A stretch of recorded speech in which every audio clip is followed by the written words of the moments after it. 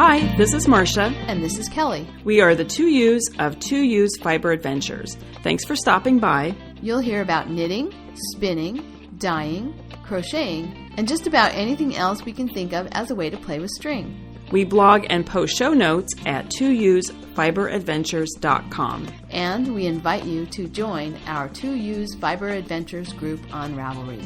I'm 100 Projects. And I am Better in Motion. We're both on Instagram and Ravelry, and we look forward to meeting you there. Enjoy the episode.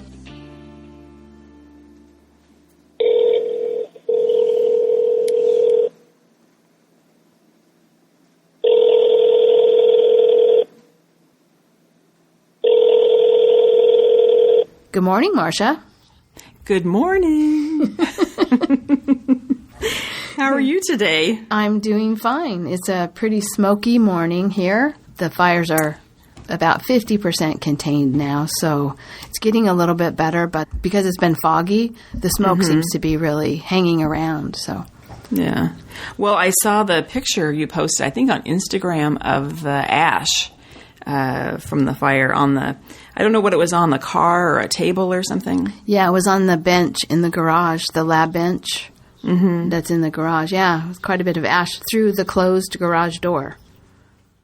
Oh, okay. Yeah. I hadn't had the garage door open for a couple of days. Yeah, that was kind of amazing to me. Well, I remember, last summer we had really, really bad fires in the eastern part of the state. They were 100 miles away or more. Yeah. There was, the sky in Seattle was yellow from the smoke. Yeah. And I don't remember ash, but also you could smell the smoke too. Mm-hmm. So pretty significant. And you're much closer to the fires that are burning in Big Sur than I am, to where the fires were last summer. So, I've been worried about it, because, of course, I have a love of Big Sur, given that we do the walk every year. Familiar with the place and worried. Containment is going well at this point, which is good. Mm-hmm. As of last week, that wasn't the case, but now they're on track. So, all right. So that's that. I'm in my last week of summer. This is it. No, and you've had no warm weather. No, not Kelly. really. No, hardly any. Hardly just any. Your camping trip was really the only warm weather you experienced this summer. Right? I think that's pretty much true. There were a few nice days here once we got back, but no, the majority of this summer has been really, really coastal. And now Santa Cruz, which is actually on the coast, is getting, 80s, and here we are with all the fog and clouds and 65 degrees every day. You're going to have to go visit your sister to get some warm weather. Well, what's going to happen is school's going to start, and probably, I mark my words, maybe not the first week of classes, but the second and third week of classes, right around there, is going to be horrible. I mean, horrible from the standpoint that it's going to be so nice. Oh, it's going to be gorgeous outside. Yeah. That's a common occurrence around here. Well, I have to say, I think it's probably affecting the entire West Coast because our summer has been a lot, just kind of gray and overcast. Not a lot of really clear skies, beautiful blue sky and bright sun. It's been kind of in the high 70s. We've had a couple of days in the 80s. It's supposed to get warm today and tomorrow, but like every morning, wake up to just overcast skies and cool temperatures. And some days it's burning off, but like yesterday, it really didn't burn off at all. It was just kind of cold and gray all day long. So, So I've been wearing about the same kind of summer. Yeah, and I've been wearing jeans most of the summer, where usually, I'm in shorts and skirts the whole summer. And I've worn shorts and skirts maybe 10 days out of the whole summer. Wow. Maybe that's an exaggeration. Maybe 2 or 3 weeks, but not very much. It's been so anyway. Well, on to more pleasant things than the weather. Yes, I'll stop whining about the weather. Right. Stop whining about the fact. Yeah, Kelly, stop whining about the fact that you have 2.5 months off from work. Correct. Yes. Oh, yes, and the weather was bad. Anyway. Well, and it's time off. You've been busy. So what have you been working on? Well, I have a finished project. Yay! Yay! Oh, so I love finished projects. Yes, break out the champagne. I finished the Civil War socks. Oh, yes. So they are done. They turned out really well. And I don't think I'll make all of Robert's socks from now on quite that long, but the toe turned out really nice. It's a round toe. You kind of do the toe more like a hat, where you decrease like every 7 stitches, you decrease, and then you go a few rounds, and then you decrease every 6 stitches, and so on. So instead of decreasing on the edges of the foot, you're decreasing all the way around. And it actually made, I think, a really nice toe. I was worried. I thought that was weird. But it actually made a really nice toe. And then at the very end, you just take the yarn and you thread it through all the stitches tight, which I also thought was weird because then you have this little hole at the end of your sock. But it actually didn't. It actually didn't have a little hole at the end of the sock. So, and then I just wove in the ends, a little bit too at that very tip of the sock toe. So they turned out really, really well, and they fit him really well. And so I really am pleased with this pattern. The pattern is by Karin Timour, and she's actually a kind of an expert on socks and other knitted items from the Civil War era. And I'll link to a discussion thread. I'm guessing it's kind of in a Civil War discussion group, but I'll link to a discussion thread where she actually talks about the socks and what colors they would have been. And so I made mine in blue because I thought, and it's an Invictus yarn blue. It's not dyed with indigo, but it's kind of the same color as a yarn that would have been dyed with indigo. And Karin Timour actually said that was a common color because indigo was a really common dye at that period of time. So even the Confederate soldiers would have potentially worn blue socks, even though they didn't have blue uniforms. So is that why you pick gray? You have the Union blue and the Confederate gray. Is that why you pick gray for the toes? No, actually, I picked it because I was looking for colors that would have been commonly used at that time. Okay. So I picked the blue because indigo was a common dye, and then I picked the gray partly because I had some fiber that I could spin, but also because, again, that would have been something common. Wool comes in gray as a natural color. Gray would have been something that they would have been able to dye fairly easily. That was my reasoning. It just so happens that those are also the colors of the uniforms, probably for the same reason, because they were commonly available colors. So, and then she also said in this little article that they specifically asked for the socks when they requested women to knit socks, not to use white, which would have been probably most common color, because if you had your own sheep, normally they were probably white, and so wool would have been white, but they didn't want white socks. But you would take your boots off, and then it'd be like a white flag of surrender, right? If you have maybe, white socks. Yeah. I don't know. Her little article said that they probably didn't want white because of all the, because colors would hide dirt and blood and wear a lot better. But I think it also might have been just because of not having the white as something being really visible. Because a lot of people wore their socks on the outside of their pants. So I'm now this is going down another off topic, but you know how military uniforms today, they're issued T-shirts and underwear and thing, and it's not white. They don't wear white T-shirts. They wear those kind of olive green kind of, I wonder if that's the same reason. If you're out there on the battlefield, or you're out, if you have to go do something that you have to remove your uniform, you want to have a dark color. It probably hides dirt because you don't get to get it washing that often, but also for safety, you want to have colors that blend in with the landscape. Well, okay, so here's a little known fact about this shares a little bit of information about myself. When we used to do dog training, the hunting training out in the field. One of the things I realized early on, because of course there are no bathrooms and occasionally you do have to go find a bush, one of the things that I realized early on is that on the days that we went dog training, I should not wear white underwear. Yes. Because when you or want hot to be pink or something, when you want to be discreet, white is the color that is easiest to see among the bushes. Yes, I'm sure that is true for the military and the Confederate and Union soldiers too. Yeah. So I didn't have camo underwear, but I just made sure I didn't wear white. Funny. Yes. So anyway, I finished the Civil War socks. I'm really happy with them. The yarn was an Invictus yarn, blue, and then the handspun was a Sincere Sheep merino and mohair that I spun, and I did it as a 3-ply, so it'll be nice and strong for the toes and heels.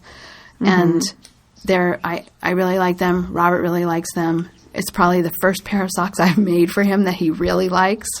So that's a win, a definite win. So, and it's nice too because your weather, I mean, the upside of having sort of your cool weather is he could probably wear the socks right now. Yeah, he could. I don't think he's worn them yet, but he said to me, well, I can't wear them to work, can I? And I said, yeah, you can wear them anywhere you want. They're sturdy. They'll last. So I don't know what he's going to do with them, but he really liked them. So that was good.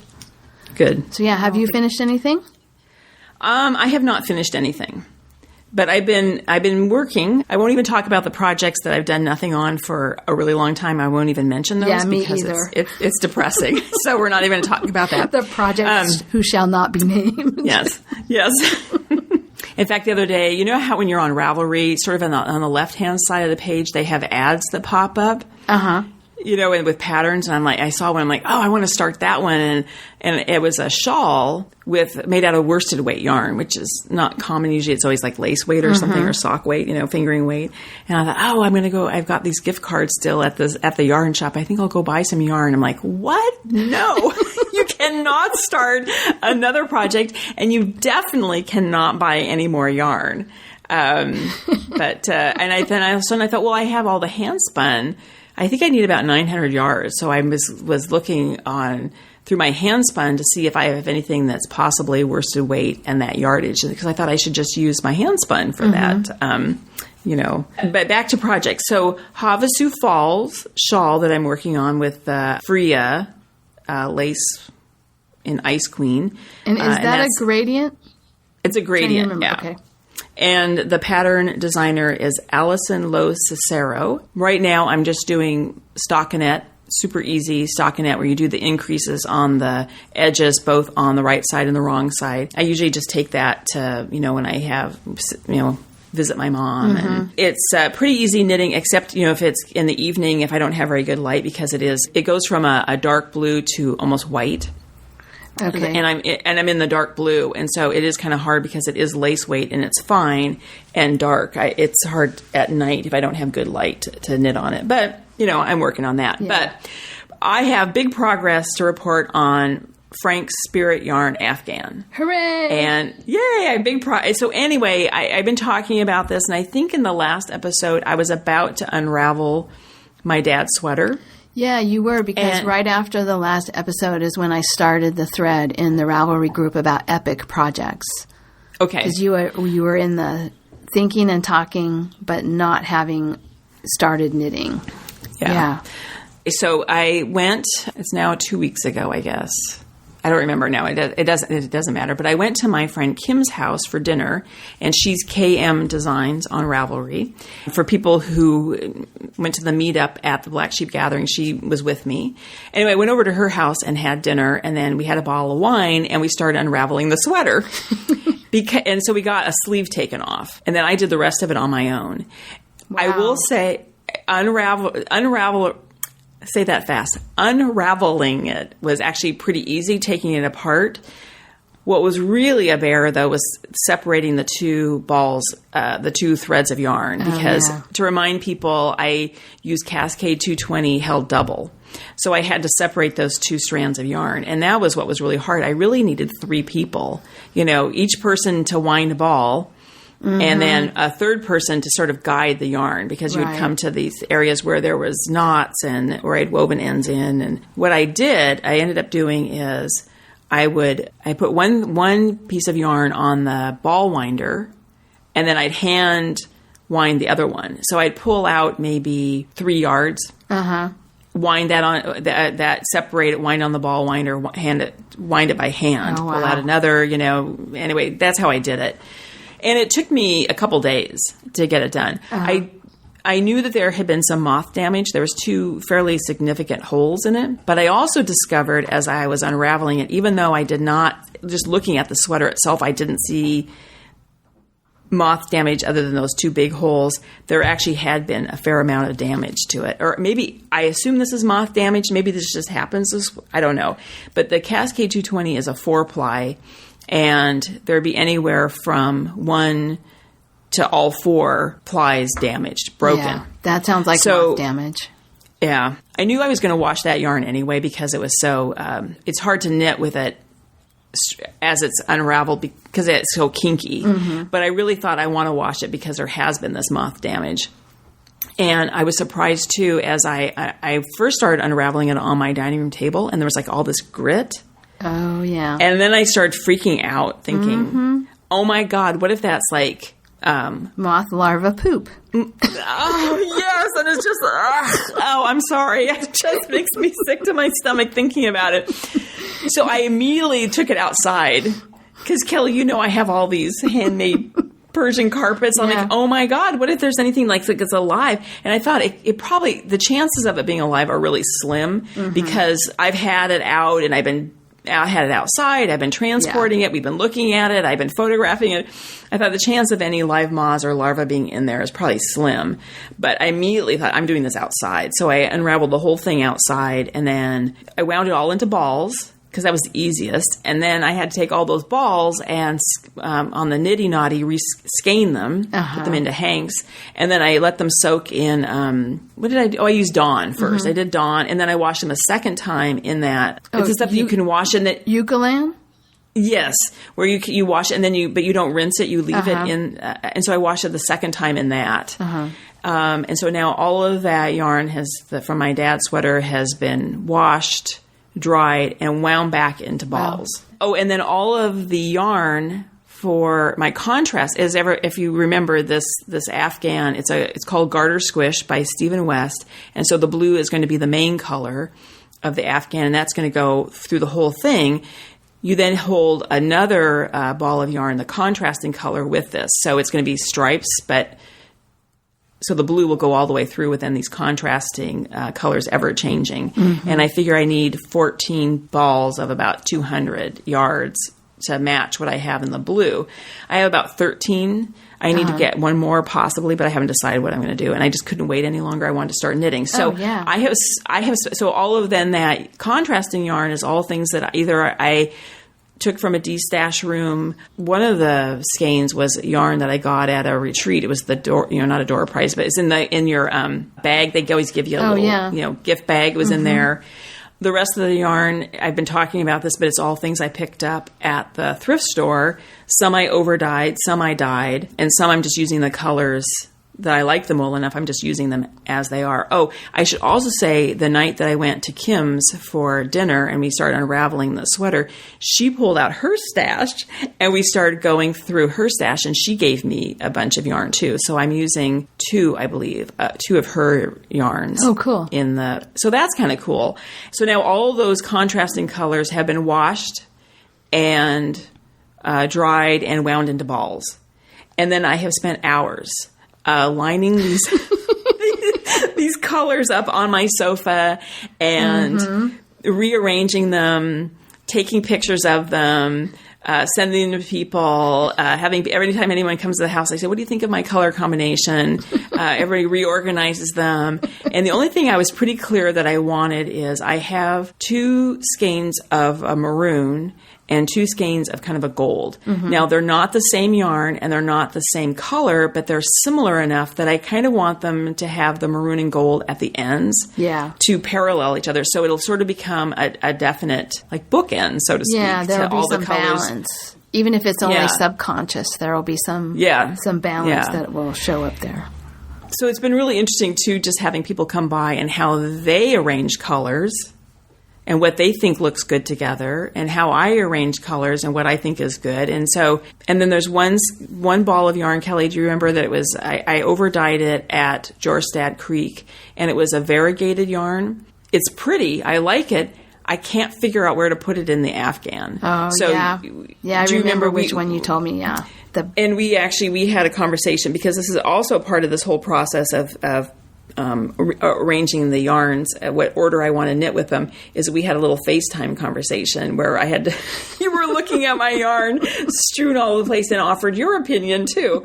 So I have decided I'm not going to put that variegated one in. I think it just doesn't fit. So my thought process was, as I line them all up, do I like these two together? Then do I like these two together? Then the next two. And so if I like them all individually, two together, then I think they'll all flow together the right way, is kind of what I was doing. I should say about my personality is I before I start knitting, I want to know the order that I'm going to be using them in.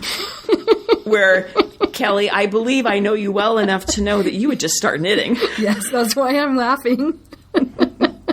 Yes. Order be damned. Just Logic be damned. Ball just start yarn and start knitting. So this is me. This is who I am. I am not going to try and be somebody I'm not, but I have them all lined up, and then I label them all one through 13. So I'll know the order that that's how I am. Well, now that you've settled on it and done so much research to find it, you sure shouldn't forget what order you want it. Anyway, so that's what I've been doing, and I cast on. Nice. I stopped knitting while I was talking, but here I'll knit a bit. I don't know if you can hear my knitting or not, because I have such giant needles. I should say something about the needles too. The pattern calls for number 15s. With a gauge of 2.75 stitches per inch. And I went over and I had 13s. I did not have 15s. So I bought the 15s at the yarn store, and I did a swatch, and it was actually too large. And also I didn't like the fabric. It was too loose. So I returned those, and the reason why I was excited that I could return them and use the 13s is keeping in with this whole theme of spirit yarn and using up things that we have in our stash. Is this number 13s are needles that I bought at the Goodwill for 99 cents. Nice. So I like the fact that I get to use my thrift store or Goodwill needles. Your spirit needles. Yes. So, my spirit needle. So it's an entire spirit project. That's nice. So So I'm excited that I actually have started on it. And right now it's fairly portable, because I should say about how many I cast on, too. We had a whole conversation, Kelly, about the math in the last episode, and I did decide to cast on 180 stitches compared to what the pattern calls for 126.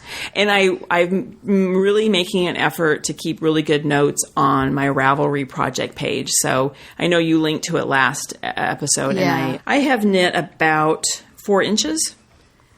So far, and of my first color. Nice. Well, it'll be a long-term project, but I'm wondering if it might go faster than you think, just because it's fun to work on. I think it's going to go faster, and I think that it's, when you first start a project, when you have very little on the needles, and then as you get more on, then you get more weight on it, and I think it becomes easier to knit. Yeah.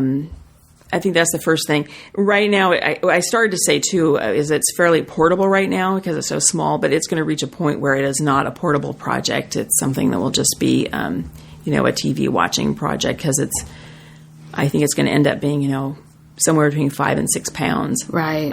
And big. Right. I think we estimated it's going to be like 5.5 feet by 6.5 feet. Something like that, yeah. It'll be a nice big blanket. All right. That's it for projects for me. Okay. Do you want to hear about my long-term epic project that's not knitting, or do you want to hear about what I cast on? I finished talking about my epic project, so let's hear about your epic project. And I'm going to keep knitting, so if you hear my needles clicking, that's what I'm doing. Well, I'm knitting too, but my epic project is the quilt that I started when I was in high school, using scraps from all kinds of different clothes that I had made, or that my mom had made, or that my sister had made. Lots of different scraps. And I had cut them all. So I've been carting this project around. I started it when I was in high school, which I probably started it in about 1978. I think it was probably the middle of high school. I do remember carting it with me when I went to visit Whitman with my dad. And that would have been my junior year. So I brought it with me to work on in the car. It's a hand-stitched quilt. I did not have a very high regard for measuring carefully or cutting carefully or any of that. It was just, I cut out strips. It's a type of a quilt. I think they call it a split rail design, although I'm not using all the same fabrics, so it doesn't come out looking like the zigzag of a split rail. But it's 3 strips sewn together to form what should be a square, but in many cases is not in my quilt. 3 strips sewn together to make a square, and then you stitch them together in alternating directions. So I thought, it doesn't really matter if my seams match up. This is perfect. I had about 85. When I laid it all out and looked at how many more squares I needed from the scraps that I had, I needed about 85 more squares. Some of the squares had already been sewn together into strips, and some of the strips had actually been sewn together to make the quilt top. And when I started to sew them together and realized that my seams weren't matching up, I did some... I actually went and I can see from the back of it that I actually went and adjusted the seams. So in some places where the seams weren't matching up, I went and sewed those squares together a little more to make it smaller so that it would fit. I did all sorts of crazy stuff to make these seams match up. And I don't know that I'm going to do that as I go forward. I think I'm just going to be okay with the fact that the seams don't match. The corners of the squares don't match up. But all the pieces were already cut. A lot of it was already sewn together. I needed 85 more squares when I laid it out and counted up. And so I actually started making those squares, hand stitching them. That was another dilemma that I had about this project. I had started it with hand stitching. And a couple of times over the years, I've gotten this out and looked at it and tried to decide what to do with it and thought, well, I could actually finish it if I just finished it on the machine. But I hated to do that since I had already done so much of it by hand. You want it all the same, right? Isn't it? I mean, because would it have a different feel if you did? I don't know that it would really make that much difference that way, but just the idea that I have all these hand sewn stitches in it and then I was going to use the machine. I have nothing against machine pieced quilts. But I just thought with so much of it and having it be so old, 30 years old or something, it just seemed like maybe I should just continue with hand stitching. But then I had to weigh, continue with hand stitching and maybe never finish it or just get it done on the machine. So, but now I sort of have committed to hand stitching the rest of the squares. Well, I was going to say, and also because you've put it out there in the podcast and out to the universe about finishing this thing, you will finish it, even if it's hand stitched, right? I feel pretty good about finishing the quilt top because, like I said, I only had 85. Once I looked at it, I only had 85 more squares to make, and a good portion of it. I'm sorry, only 85. I mean, how many were? That seems like a lot to me, 85 so squares. So it's 19 by 15. I don't have my little book here with the information, but it's 19 squares long and 15 squares wide. I actually had to make it shorter. Here's another This will give you another idea of my precision. I can remember, it might have been the trip when I went with my dad to visit Whitman. I can remember laying out a strip that I was sewing onto a bed in a motel room to see like how long should the strip be in order to be like bedspread size. Just laying it out. I don't know how I got the measurement that I got, because I had to take off a section that was like six squares long in order to make it be a normal size for this thing was like the length of the room. It was so long. So I'm not sure where I ever came up with that measurement. But anyway, I needed 85 more squares, which is not that many compared to how many are already put together. And now I'm down to only needing, I think, 45 or 50 squares. So yeah, and I started sewing some of the squares together. So when you get the top done, you're then are you going to hand quilt it then? Because you'll put that batting or whatever in the bottom. There's the second dilemma that I'm not sure about. I have some wool quilt bats, and I'm hoping that I can use the wool quilt bats from that meat sheep that I got. Like that 40 pounds of wool that I got from those sheep. So that would I don't know. I'm sorry, Kelly. It always makes me chuckle. 40 pounds. It was, oh my God. Yeah, it was a truckload. But anyway, yes, I had it made. I had some of it made into quilt bats. And I made one comforter for my sister with the quilt bats, but I haven't done anything with the rest of them. So I have to decide on a backing color. And I decided I'm going to put a fairly wide border on it too, border color on the edges. But I don't know what color. And then I have to decide, am I going to hand quilt this or machine quilt this? And I think, again, this is one of those things that can make it an unfinished project.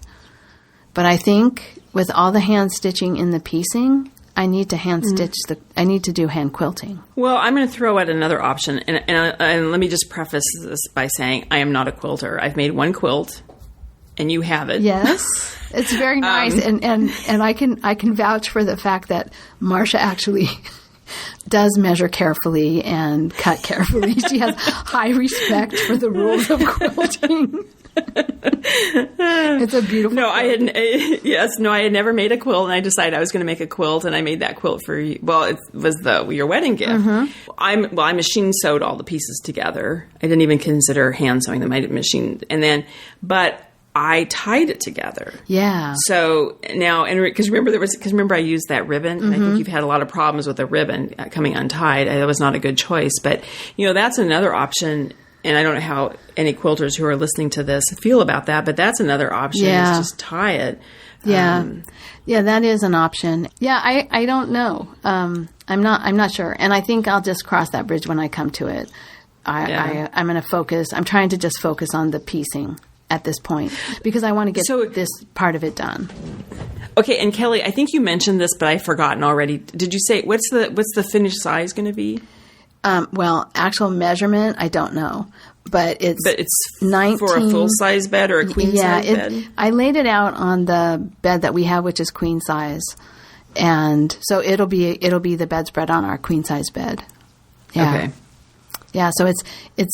The squares are about 5.5 inches square. It's like 19 squares long, and I think I'm going to make it 15 squares wide. The other thing I was going to say, and again, I'm not a quilter, but I remember my mother made a quilt, and it was she had to outline all these flowers and stuff. Yours is just geometric, right? But it's like each square is multiple pieces, correct? Right. So maybe what you do is you just hand stitch the squares. Like you wouldn't do the individual pieces, just the squares. And each square, remind me again, how big is each square? It's approximately... It's about 5.5 inches by 5.5 inches, because the squares are not uniform. I think what I would probably do is maybe diagonals. Oh, okay. And I wouldn't even have to do them 5.5 inches apart. I could do diagonals 10 inches apart. Oh, that's a good point. And go, that's a really good idea. Go diagonally across. I actually like hand quilting. I did a quilt for my mom and her husband when they got married in the late 80s. And it was just made out of, not muslin, but just a beige, natural colored cotton fabric. 2 big pieces of fabric sewn together. And then I just did like a basket weave quilting, which actually is like the pieces of this quilt. Like three going one way, 3 going the other way. I did a basket weave quilting design. There's something about that design that I just like, I think. But I actually enjoy, it took me a long time to do, but I actually enjoy doing that kind of work. So, so I don't know. It doesn't seem daunting, like, oh, that's so much quilting to do, as much as I'm not sure that it will get done. Because once you put it away, years pass. Oh, yeah. Yeah. No, but that's not going to happen, Kelly, because you got all this support from me and listeners and pressure. Yeah, pressure. Support or pressure, take your pick. Yeah, right. Well, and I'm excited about it again. The fabrics, I'm looking at one right now, and do you remember swirl skirts? Mm-hmm. This fabric, one of the fabrics I'm looking at right now is a pink with little tiny flowers on it and green, and it was from my swirl skirt. And then there's another fabric right under that is brown and beige vertical, it's a stripe. Small brown stripes on a beige background. And I made a coat. It was I think it had a hood and a tie that went, it's like a wrap-around coat, and it wrapped around and around the back and then tied in the front. Big quilted, thick coat. There's a square that is engineer stripe with bandana print strawberries on it. That was my 6th grade picnic outfit. So the squares are really fun. I think I imagine myself as a really old woman with this quilt, and I might not remember what happened yesterday, but but I will have so many things to talk about with all the fabrics of this quilt. Your 6th grade picnic dress. Yes. It was actually shorts. It was drawstring shorts and a little peasant blouse, but it was a half top, so it had elastic under the bust, so it was like a bare midriff. Yeah, no, I have very good memories of all the clothing that one of these squares is a fabric with little cherries on it. I made a dress when I was in 7th grade. I made a dress that actually was hand smocked. The whole top of it was hand smocked with elastic thread. There's a lot of interesting sewing project memories. Lots of interesting clothing in this quilt. That's been really fun. Well, when we have a little bit of fiber in the wild, which I'll talk about in a little bit, but I have a little sewing in the fiber in the wild, which will tie into this. But cool. No, about your project. Anything else about your project? I don't want to cut you off. Well, I just have one other project to talk about briefly. Yes. When I finished the Civil War socks, that left me with only 2 projects. 2 projects in progress. Oh my gosh. Which is way too few. So I cast on the Mesa poncho. And oh, yes. I love that poncho. Yeah. And it's a pattern by Yumiko Alexander. And, oh, my gosh, her shop is very interesting. Everybody should go and look at the patterns in her shop. So I cast on Mesa. It's for my sister. The yarn is really interesting. It's Louisa Harding Ianthe, which is a discontinued yarn. It's a cotton and merino blend. And it's in the color's called Spice. It's kind of a rust color, which is more my sister's color than mine. So I think this will be her birthday present or maybe a Christmas present. I don't know. But this yarn is, I started looking at it because it's really tightly twisted. It's not tight like it's hard, not tightly twisted like it's hard, but it's really spirally twisted. And I started looking at it. And I think this is so interesting about the yarns that contain cotton and hemp and bamboo. This one, again, is a cabled yarn. So each yarn, the yarn is made up of several plies, and each of those plies is also a plied yarn. Mm-hmm. And it's in the same direction both times. So normally when you make a cabled yarn, you spin the yarn one way, you ply it the opposite way, and then you ply the plies together in the original way that you spun. So it keeps alternating, so it will be balanced. Mm-hmm. So this one isn't alternated that way. The plies are spun in one direction, and then they're plied together in the same direction, which I think they use because that we talked about singles in the last episode and the energy that's in them. So this yarn has real energy because of that.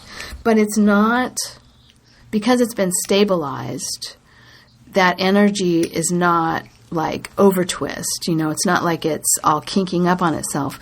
But I think they do it because it gives the yarn elasticity. Because of that energy, it has more of a bounce than a cotton yarn would have. Yeah, because you said this is cotton, and cotton doesn't have the same bounce factor that that wools have. Usually it doesn't have stretch, but this has quite a bit of stretch in it.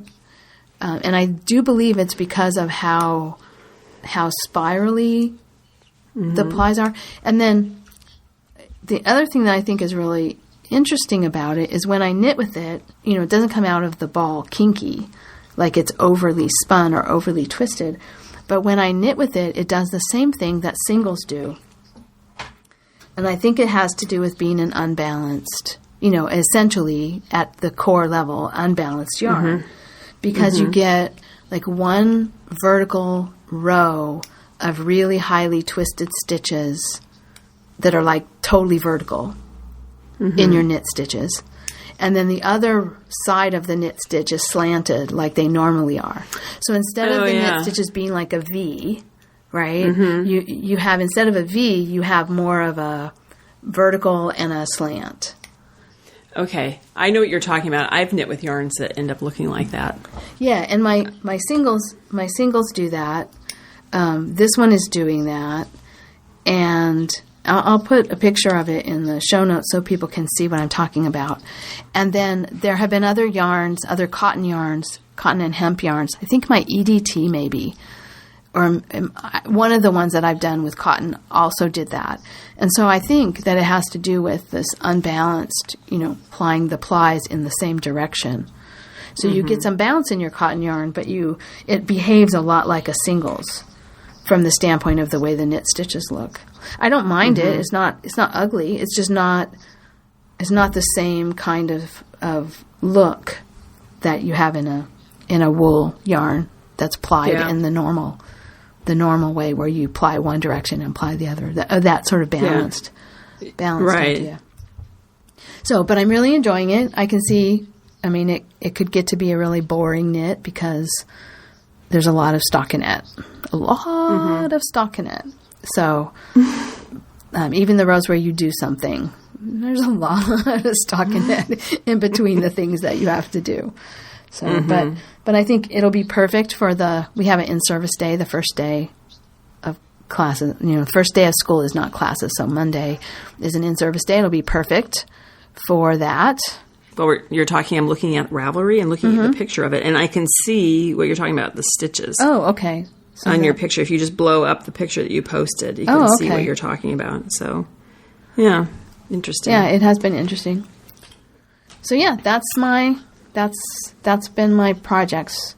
So you had mentioned, Marsha, about your looking at a pattern and seeing, what you could do with your handspun, thinking about using your handspun for that particular pattern.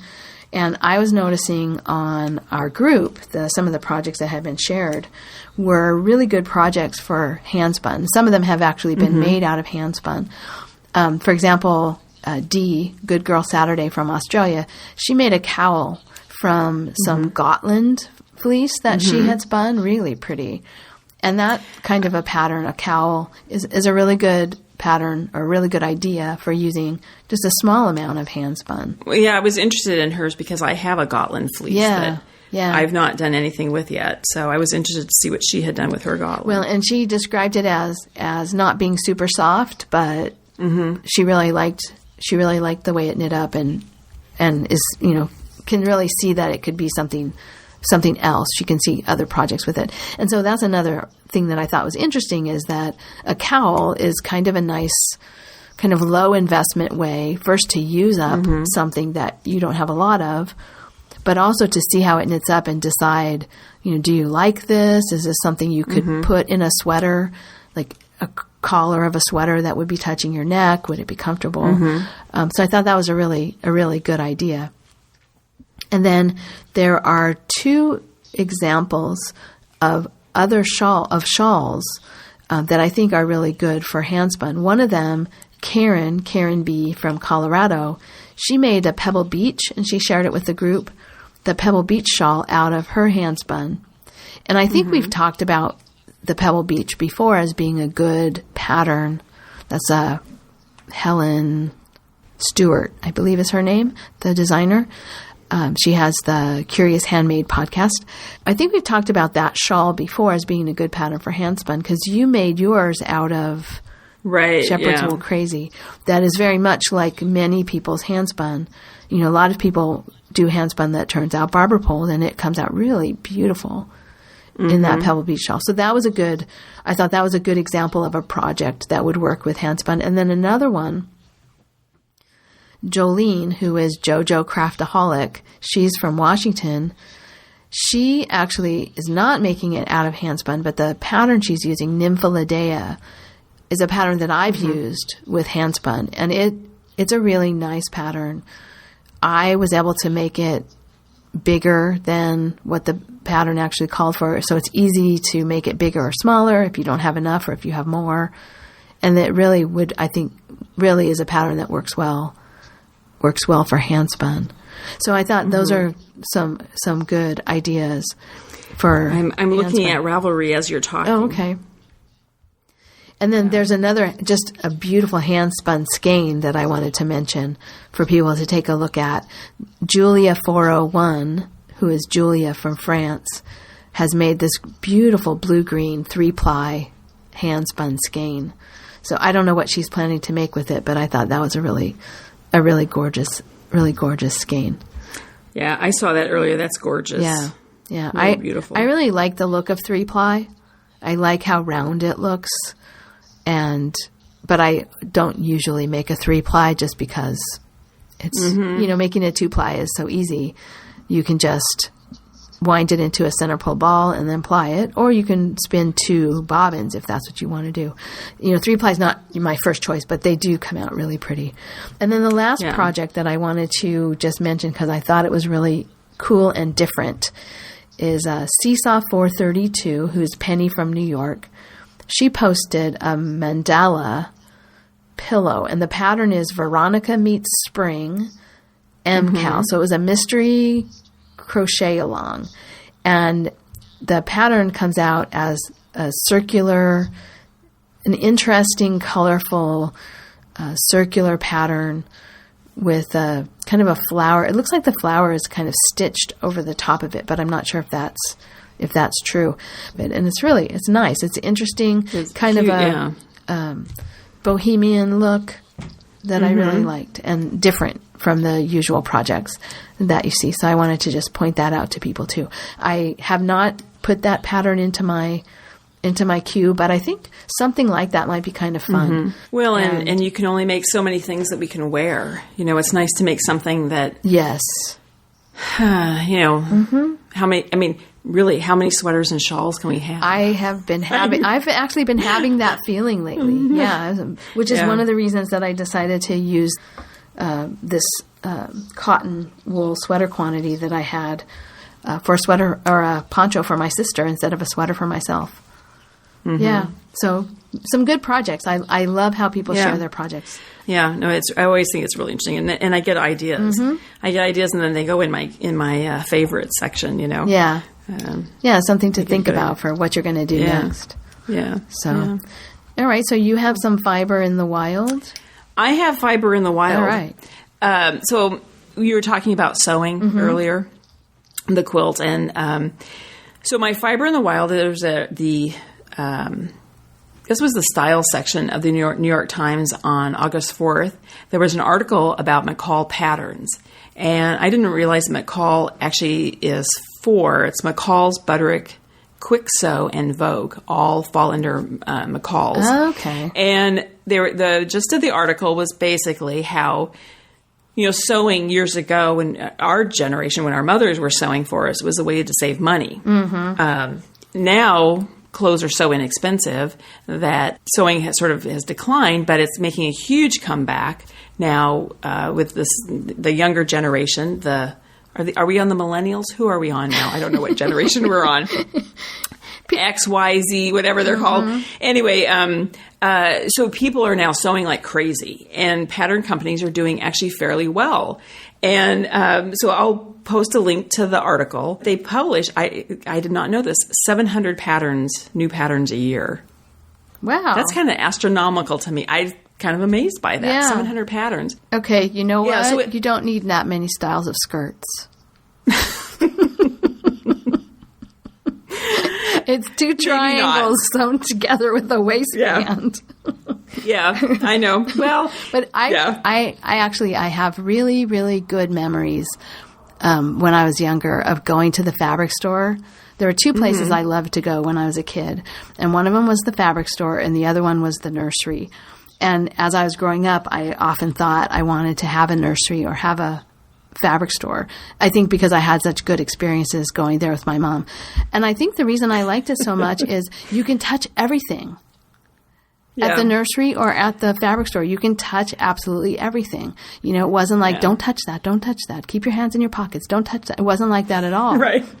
And then I also have memories of sitting at the big tables with all the big pattern books and just flipping through pattern after pattern after pattern, deciding what and then when you decide on the pattern, writing it down and going to those big filing cabinets. Giant filing cabinets. Giant, pulling out your pattern.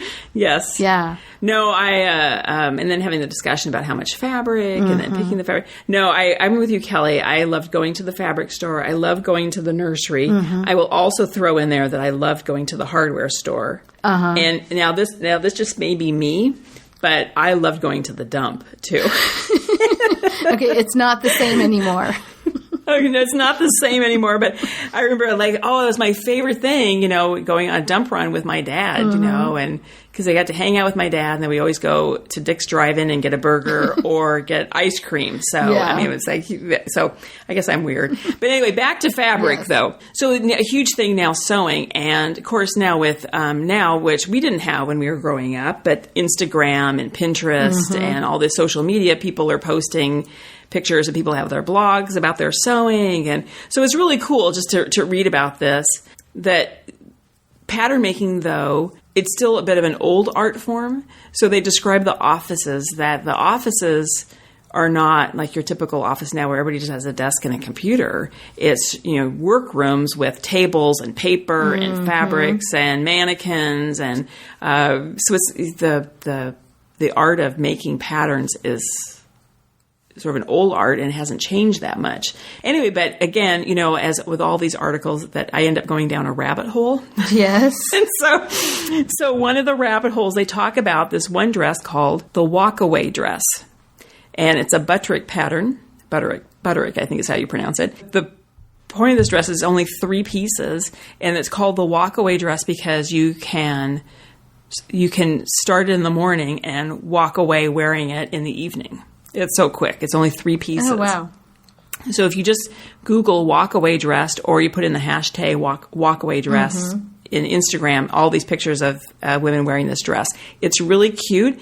It looks like it says 3 pieces. I'm not quite sure where the 3 pieces are, but it looks like basically there's like the front of the dress and then it goes down the back and it actually wraps around in front and either it buttons or some people make it where it ties. Okay. And it has a full skirt. So it's kind of retro style in that it's fitted through the bodice, but then this full skirt, sleeveless. So it's like a sundress. Yeah. Some people have paired it with a cardigan, so make this dress, right, and pair it with a little hand knit cardigan and be darling. So, but the funny, they still have the pattern. You can still buy it. But they also, I then looked on eBay because the original pattern cost 50 cents. On eBay, I found one that's selling, the original pattern is selling for $36.56. Now, why would you buy that when you can actually go buy the pattern anyway? Yeah. So I thought I was kind of inspired. I think, well, maybe I will, maybe I need to make something, because I also, along the lines of sewing, is my vacuum cleaner, I had some problems with, and so I brought it in for servicing. And at the vacuum cleaner place, they also sell sewing machines. And, I have this old Necky sewing machine from the 40s, I think, 40s or 50s, that my uncle bought my aunt. I inherited it, and I hate that machine because it's so hard to figure out the tension, and it's just a nightmare. So they're showing me these new machines. I think I need a new machine.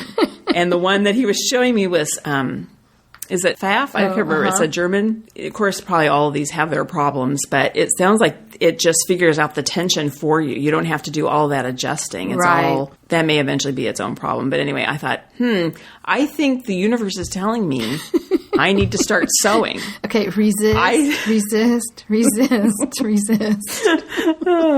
Anyway. Okay, so that's the only thing. So I will post a link to that article. I thought it was really interesting that sewing is coming back with a vengeance now. And then on that same section of the paper on the New York Times was an article about the Olympic gymnasts and the sparkles on their leotards. So there's a whole article. I'll put a link to that article about the gymnasts and how the leotards have changed over the years. But the leotards they're using now in Rio for the US Olympic team, they have 5,000 Swarovski crystals on the leotards. Wow. It's a sport. Why do you need to have crystals on uniforms for an athletic event?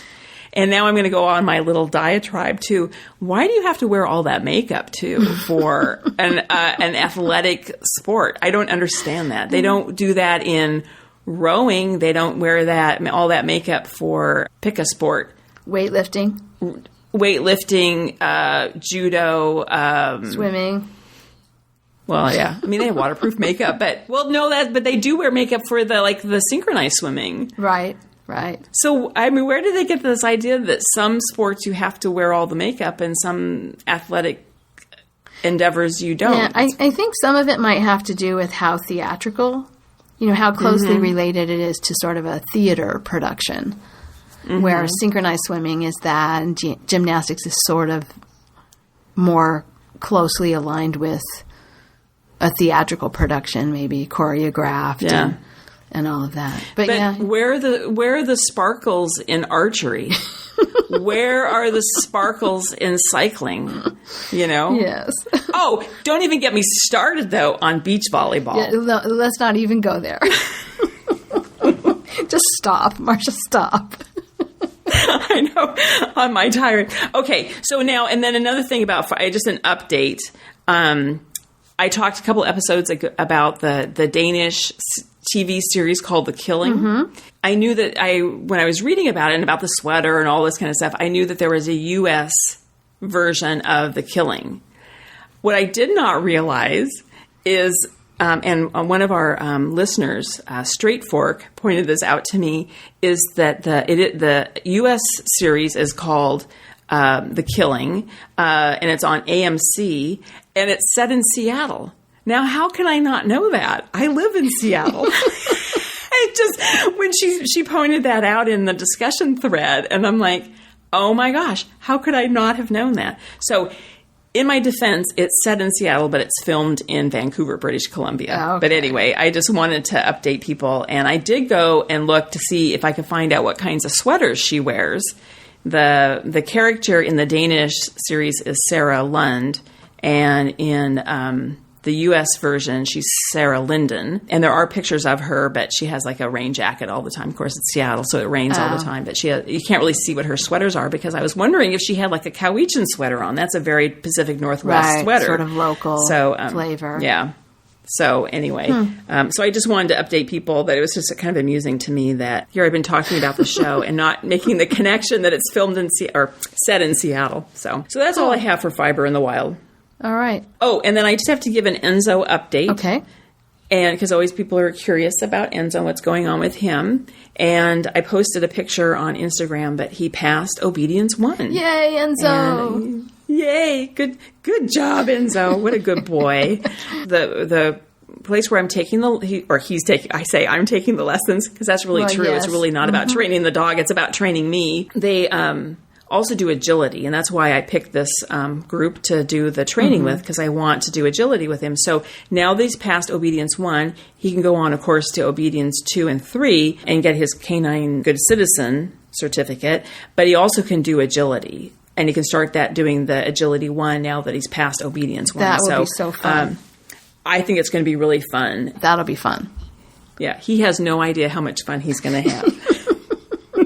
But he is going to have fun. I just know it. Yeah. So they love anyway, it. So that's my Enzo update. He's a good boy, and he's doing really well. Well, I think that's all of our news then. It's a wrap then. Yeah. Huh? Okay. Alrighty. Bye, Kelly. Bye, Marsha. Thank you so much for listening. To subscribe to the podcast, visit 2ewesfiberadventures.com. We have links for iTunes, Google Play Music, YouTube, and others. Join us on our adventures on Ravelry and Instagram. I am Better in Motion, and Kelly is 100 Projects. Until next time, we're the 2 Ewes doing our part for World Fleece.